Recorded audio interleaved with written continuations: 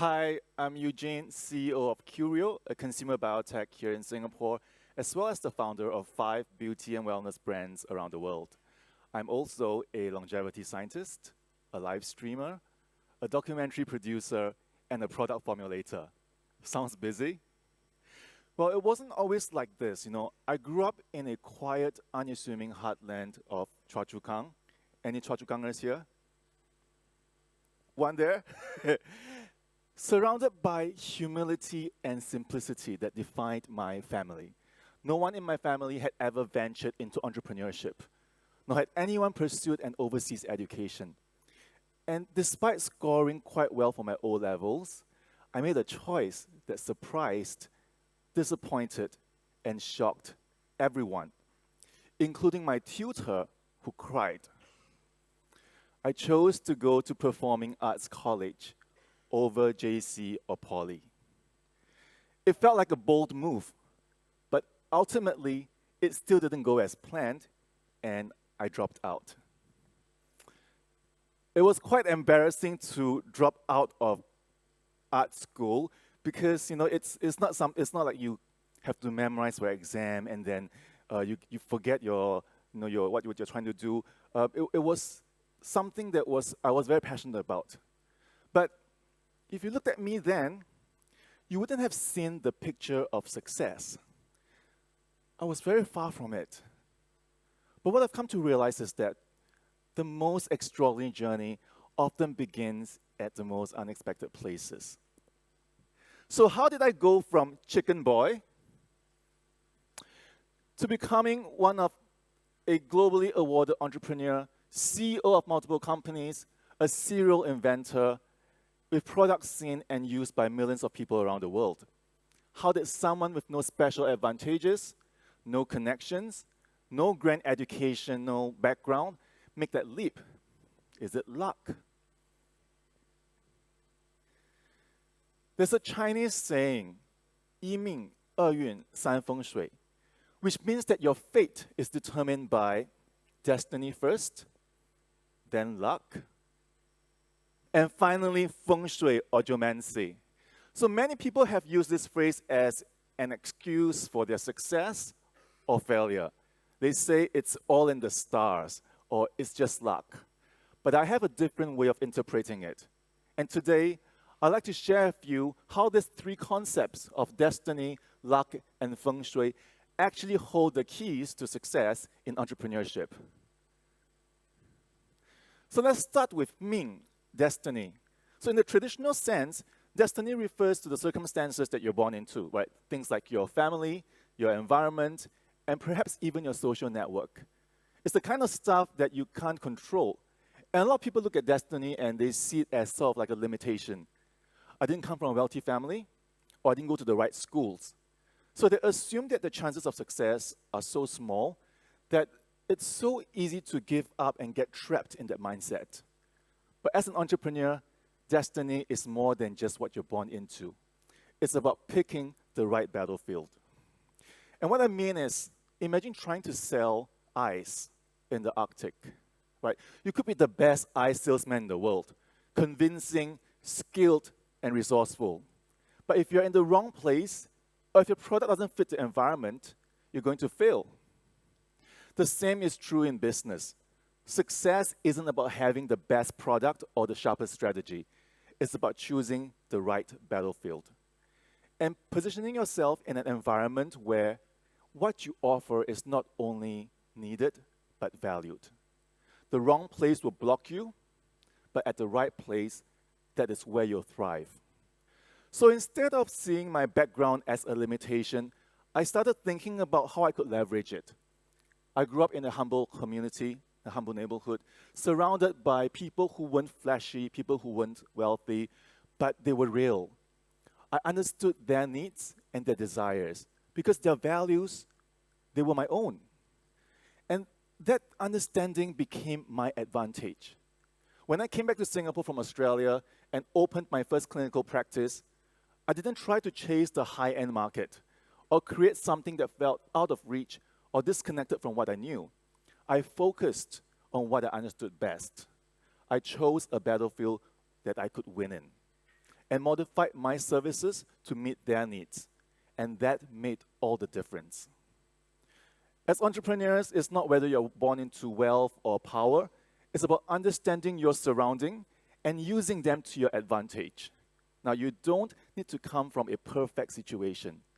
What you need to do is to place yourself in an environment or a battlefield where you have a real shot of winning. And next, let's talk about Yun, luck. Now, in Chinese tradition, luck is the second factor that affects and influences our fate. Some people think of luck as this magical thing that just happens to you, right? You know, I'm either lucky or I'm not. But here's the thing. Waiting for luck is futile. Luck doesn't just knock on your door and hand you success on a silver platter. In growing a business, waiting for luck is like waiting for lightning to strike. It almost always fails. So what do I think about luck? For me, luck is something that you create through data and action. It's about putting yourself in the right place at the right time by doing it strategically. So you create opportunities for luck by gathering information, understanding trends, and positioning yourself ahead of time. And you know this saying, right? Right place, right time. If you're ahead of time, then you can be at the right place when time comes. And let me give you an example. So in one of my recent biotech ventures, we were one of the first to launch this technology in the world.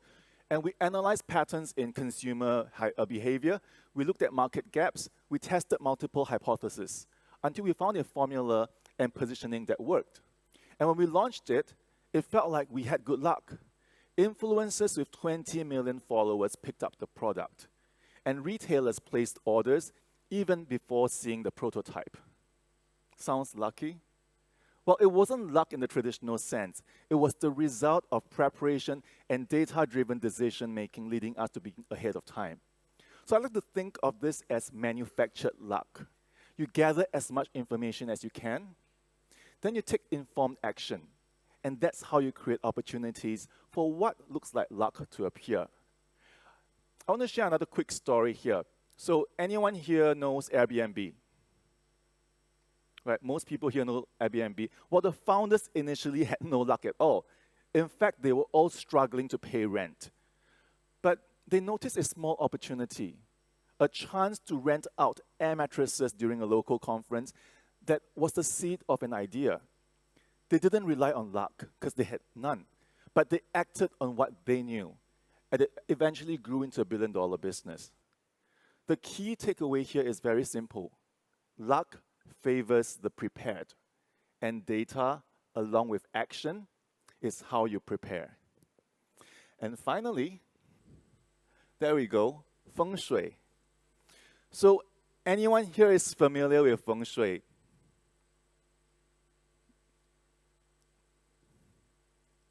Anyone else? The older ones here? Now, traditionally, it's about arranging your environment so the energy flows in a way that brings you good fortune. And the belief is that if you can align your home and office, prosperity and success will follow. I like to think of feng shui in a different way. For me, feng shui is about personal branding. It's about how you position yourself to attract opportunities, talents, customers, and even investors. And in business, your personal brand, your reputation, is the modern version of arranging your environment for success. I'm sure you have thought about it, right? Why do some entrepreneurs always seem to attract investors so easily? And why do certain people always seem to be in the right room talking to the right person at the same time? It's because they've built a brand that attracts opportunities. And take me, for example. I didn't come from a wealthy background, not well connected, but I knew that if I wanted to succeed, I had to create a personal brand that truly resonated with people. So I leaned to something more powerful, my own story. I embraced my authenticity. I was open about where I came from, the challenges that I faced, and how I overcame them. And you know what? people connected with that. They saw themselves in my journey, and that connection became the foundation of my personal brand. Because here's the thing, when people relate to your story, when they see you as genuine and trustworthy, they don't just want to work with you, they want to root for you. So think of your personal brand as the feng shui of your business, right? It's how you position yourself to present yourself to attract success, opportunities, partners, and even clients. Just like arranging a space to create harmony and flow, your personal brand is about aligning who you are with what you want to achieve and making it impossible for the right people to ignore you. So let's bring it all together. The concept of 一命二运三风水 isn't just philosophy. It's a practical roadmap for entrepreneurship. And number one, it starts with understanding your starting point and choosing the right battlefield. It's not where you were born or your background. It's about positioning yourself in an environment where you can thrive. And number two is then you have luck, which isn't something that you wait for, it's something that you create. Through preparation, strategy, action, you turn possibilities into opportunities. And finally, think about building your personal brand. It's about aligning yourself both physically and mentally to attract the right people, the right opportunities, and the right success. It's not just about arranging your office or your home and hoping for the best. It's about arranging your presence in a way that draws others to you. And when you bring all these three elements together, you're not just relying on chance. You're setting yourself up to win. Because at the end of the day, entrepreneurship isn't about surrendering to destiny or waiting for luck to find you.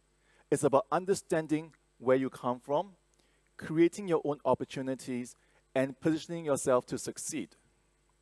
So, do you think luck got me here?